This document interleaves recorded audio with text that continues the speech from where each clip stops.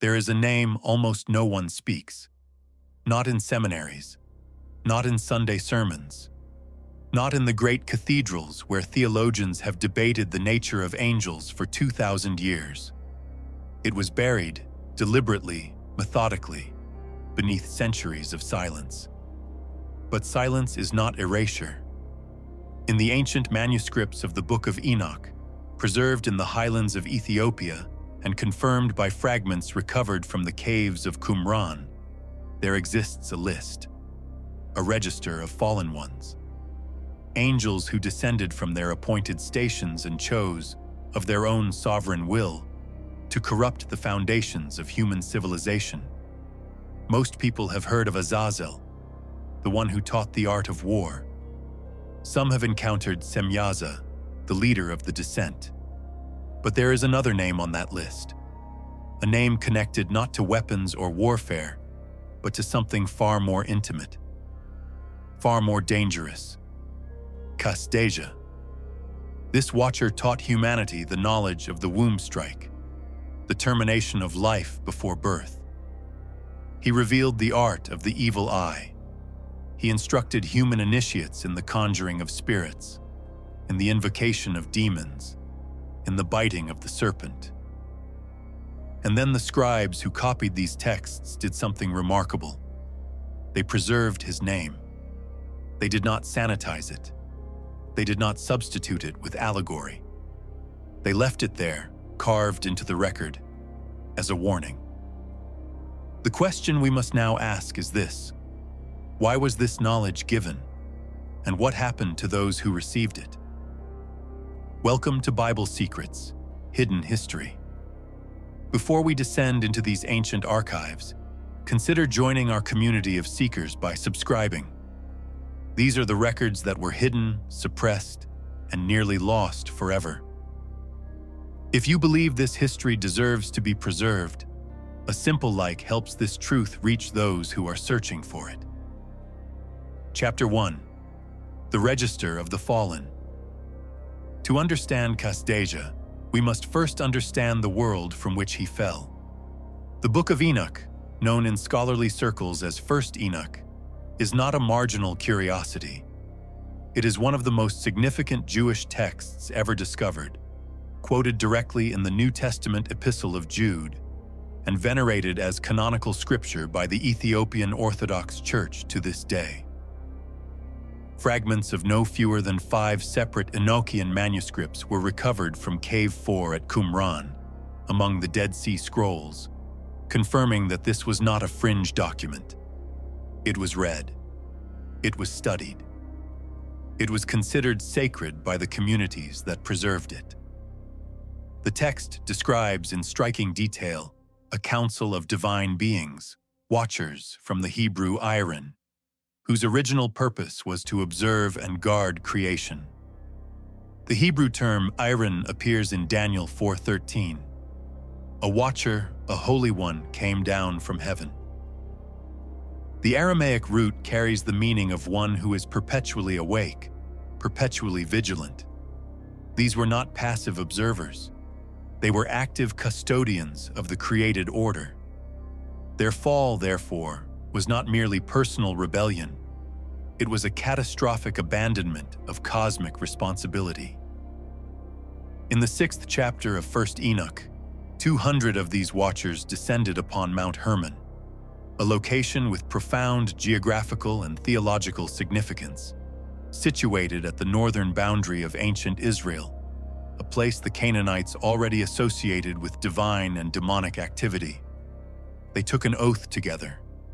They bound themselves by covenant, a dark inversion of the holy covenants between God and humanity, and they descended. Each watcher brought a specific body of forbidden knowledge with him. Kasdeja was among them. Chapter 2. The Name and Its Secrets. The name Kasdeja, rendered in various manuscripts as Kasdeja, Kasdeja, or Kasdeja, has drawn the attention of linguists and theologians for generations, because embedded within it is a geographical and cultural fingerprint. The root of Kasdeja almost certainly derives from Kasdim, the biblical Hebrew name for the Chaldeans, the priestly magician caste of ancient Mesopotamia. In Genesis 11:28, Abraham's father Terah is identified as a native of Ur of the Kasdim, Ur of the Chaldeans. The Chaldeans were renowned throughout the ancient world as masters of astrology, divination, and spirit conjuring. They appear in the book of Daniel as the preeminent interpreters of omens and dreams. To embed the name Kasdim within a watcher's title is not coincidental. It is a theological indictment.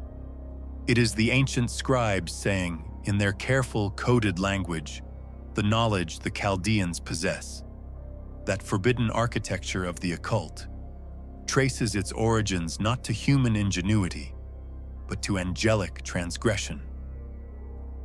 The name is a cipher, and the cipher points backward, to the moment the knowledge first crossed from the divine realm into human hands.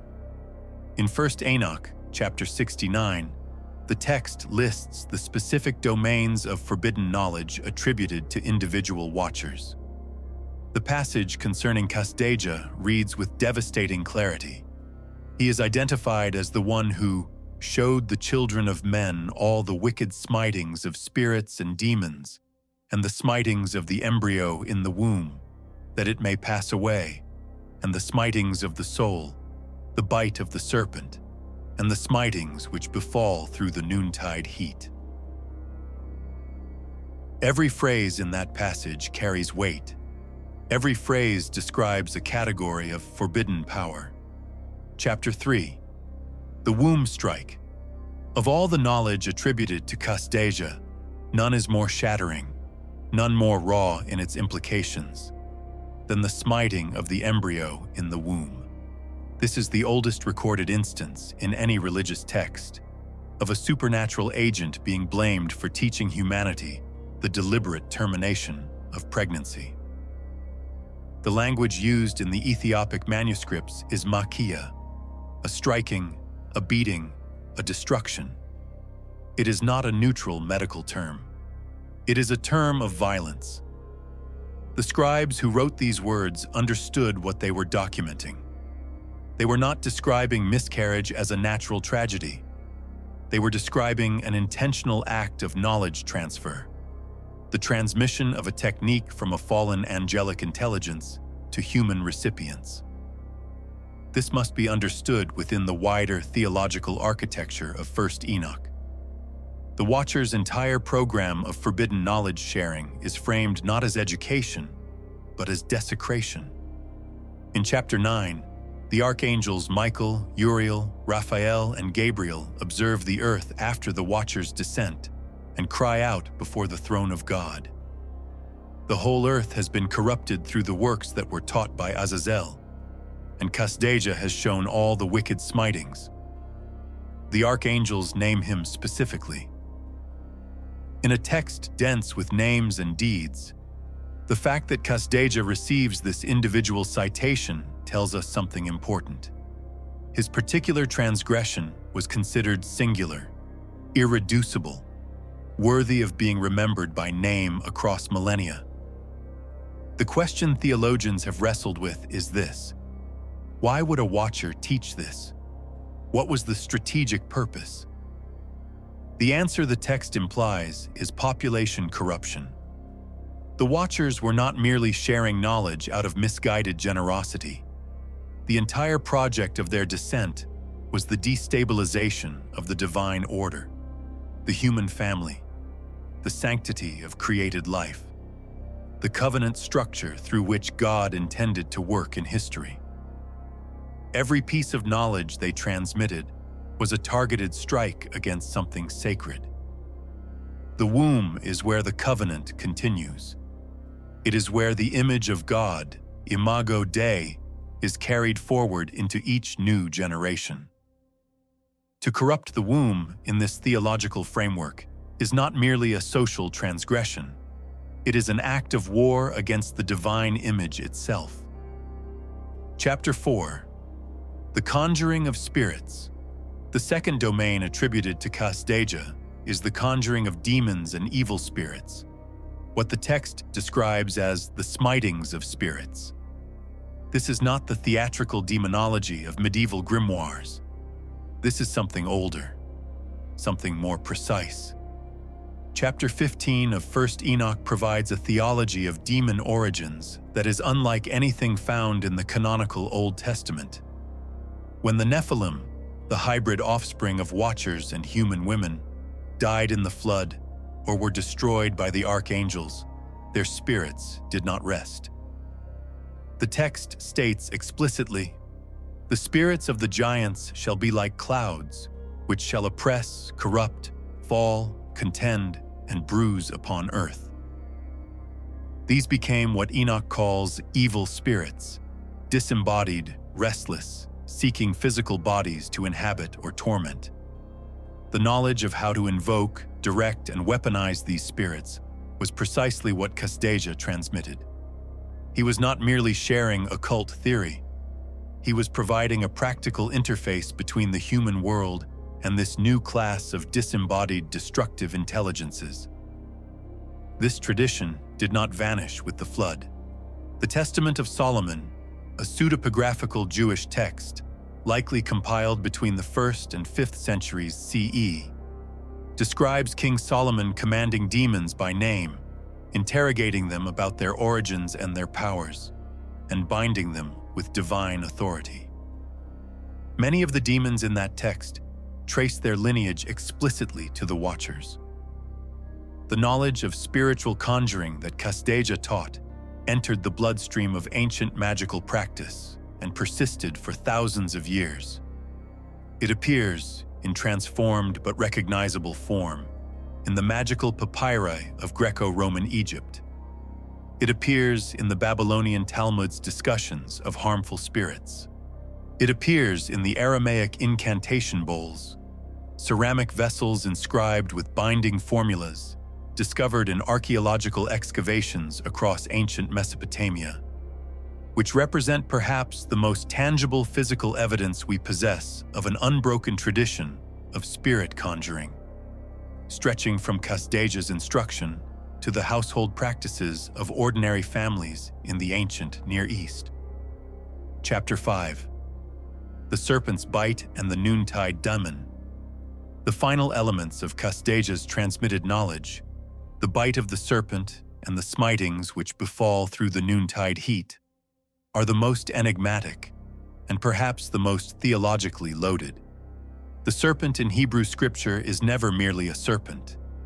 The Hebrew word for serpent, nachash, carries a secondary meaning of to divine, to practice enchantment, to read omens. In Numbers 23:23, the word is used in the context of forbidden divination. In ancient Near Eastern iconography, the serpent was the symbol of both healing and of chthonic power, power rising from the underworld. When one Enoch attributes the bite of the serpent to Kasdeja's curriculum, it is almost certainly referencing not merely literal serpent handling, but an entire complex of serpent-associated magical practice.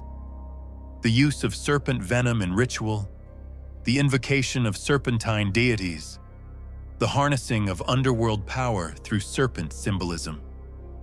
The noontide heat is equally layered.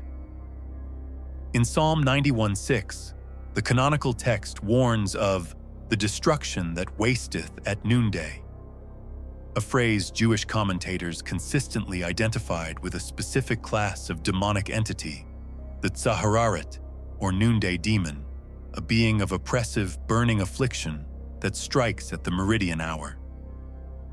Kasdeja, in this reading, did not merely teach spiritual techniques. He taught humanity how to harness and weaponize a specific demonic force tied to solar and temporal cycles. What emerges when we assemble these fragments is a portrait of a comprehensive occult curriculum. Kasdeja was not a rogue spirit improvising malice. He was a systematic teacher, a dark architect, who transmitted an interlocking body of forbidden knowledge designed to give human beings power over life, over death, over the spirit world, and over the forces of natural destruction. Chapter 6. The Divine Response and the Great Judgment. The transmission of this knowledge did not go unanswered. The cries of the archangels reached the throne, and the response was absolute. In 1 Enoch, chapters 10 through 13, the divine judgments are issued with stark precision.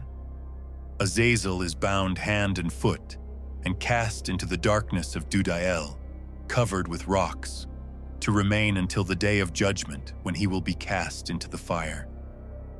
Semyaza and the other leaders of the descent are bound beneath the hills of the earth for 70 generations.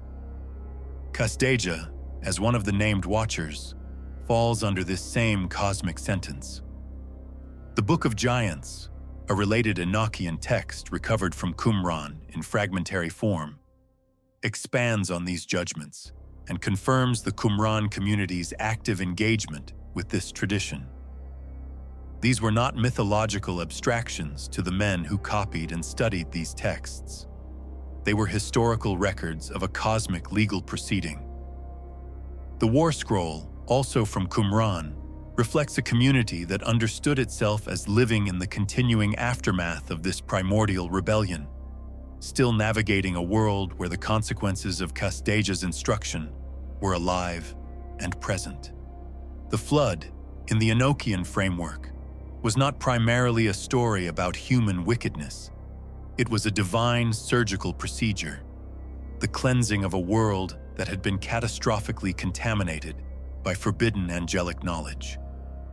Humanity survived, but the knowledge did not drown. It persisted, fragmentary and distorted, in the traditions of every ancient civilization that came after. That is why we still find echoes of Kasdeja's curriculum in the magical papyri of Alexandria, in the incantation bowls of Mesopotamia, in the forbidden texts that the great religious reformers of every age have repeatedly condemned and repeatedly failed to extinguish. Because some knowledge once spoken cannot be unheard. Conclusion: the weight of remembered names. We return, at the end, to the act of naming. The scribes who preserved the Book of Enoch made a choice. Faced with material that was dangerous, material describing in precise detail the very techniques they condemned, they did not erase it. They kept the record intact. They preserved the name, Kasdeja. There is a tradition in ancient Jewish thought, articulated in the Talmud and echoed throughout Kabbalistic literature, that names are not arbitrary. A name is a vessel. It carries the essential nature of the thing it describes. To preserve a name is to preserve the truth of what that thing was and did. The scribes preserved Kasdeja's name as a testimony, as evidence in a cosmic legal case that is not yet fully resolved. Because the Enochian tradition does not end with the flood. It ends with a final judgment, a day when the bound watchers, those chained beneath rock and darkness, will face the full accounting of what they introduced into the human story. What they stole from the order of creation, what they handed to the sons and daughters of a world that was not yet ready to bear that weight. For the seeker who has followed this investigation to its end, one question should remain, not as distress, but as a profound orientation toward the world we actually inhabit. If the ancient scribes were right, if the corruptions we see in human civilization, the violence against nascent life, the obsessive pursuit of occult power, the trafficking with forces that operate beneath the surface of the visible world, if these are not merely the spontaneous inventions of fallen human nature, but the long inheritance of a specific forbidden instruction, then what we are dealing with is not ignorance. It is memory. Corrupted, fragmented, institutionalized memory. The echo of a curriculum that was never meant to reach human hands. And the first act of wisdom, the oldest act of resistance against that curriculum, is exactly what you have done in this moment. to know the name, to understand what it signifies, to refuse to let the silence stand. If this investigation has opened a door in your understanding, do not close it. The next chapter of this hidden history awaits. Another name, another fallen archive, another truth the centuries have tried to bury. Subscribe, so that when that record is unsealed, you will be among the first to read it. This has been Bible Secrets, Hidden History. The archives are never fully closed,